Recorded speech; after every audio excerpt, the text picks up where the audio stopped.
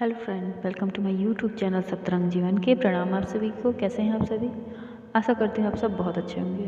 दोस्तों, आज का हमारा प्रसंग है चाणक्य और तीन पुतले। तो आइए सुनते हैं ये प्रसंग। एक बार महाराजा चंद्रगुप्त का दरबार लगा हुआ था। सभी सभासद अपनी अपनी जगह पर विराजमान थे। महामंत्री चाणक्य दरबार की कार्रवाई कर रहे थे। तभी एक सैनिक ने दरबार में आकर महाराज को खबर दी कि हमारे राज्य में खिलौनों का एक विचित्र सौदागर आया है, जो अपने साथ बेचने के लिए कुछ नए मगर रोचक खिलौने भी लाया है। सौदागर का यह दावा है कि महाराज या किसी ने भी आज तक ऐसे खिलौने न कभी देखे हैं और न कभी देखेंगे। सैनिक की बात बेहद गंभीरता से सुनकर महाराज ने सौदागर को सभा में बुलाने की आज्ञा दी। कुछ देर बाद सौदागर दरबार में आया और प्रणाम करने के बाद अपनी पिटारी में से 3 पुतले निकालकर महाराज के सामने रख दिए और कहा कि अन्नदाता, ये तीनों पुतले अपने आप में बहुत विशेष हैं। देखने में भले एक जैसे लगते हो मगर वास्तव में बहुत निराले हैं। पहले पुतले का मूल्य 1,00,000 मोहरे हैं, दूसरे का मूल्य 1,000 मोहरे हैं और तीसरे पुतले का मूल्य केवल 1 मोहर है। अब महाराज ने तीनों पुतलों को बड़े ध्यान से देखा। देखने में उन्हें कोई अंतर नहीं लगा। फिर मूल्य में इतना अंतर क्यों, वे सोच में पड़ गए। इस प्रश्न से ने चंद्रगुप्त को बहुत परेशान कर दिया। आखिर थक हार कर उन्होंने अपने सभासदों को पुतले दिए और कहा कि इनमें क्या अंतर है, मुझे बताओ। सभासदों ने तीनों पुतलों को घुमा फिरा कर सब तरफ से देखा मगर किसी को इस गुत्थी को सुलझाने का कोई तरीका नहीं मिला। चंद्रगुप्त ने जब देखा कि सभी चुप हैं तो उन्होंने वही प्रश्न अपने गुरु और महामंत्री चाणक्य से पूछा।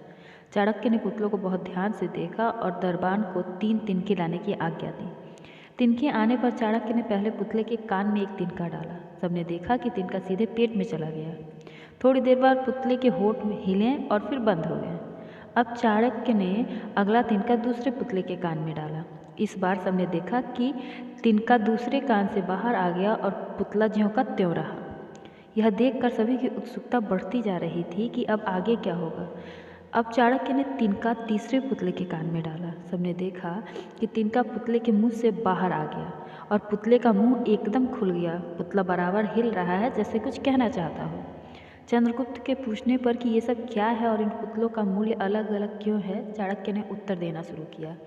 राजन, चरित्रवान सदा सुनी सुनाई बातों को अपने तक ही रखते हैं और उनकी पुष्टि करने के बाद ही अपना मुंह खोलते हैं। यही उनकी महानता है।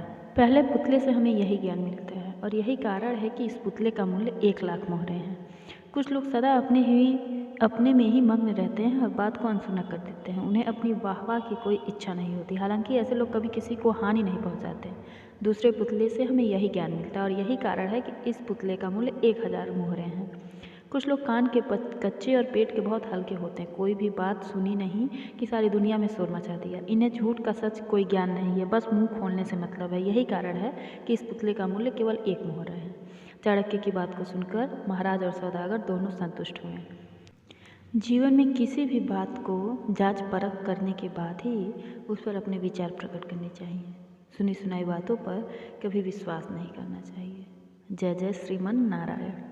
तो दोस्तों, आशा करती है प्रसंग पसंद आएगा। अगर पसंद आया तो कमेंट सेक्शन में कमेंट करके जरूर बताएं।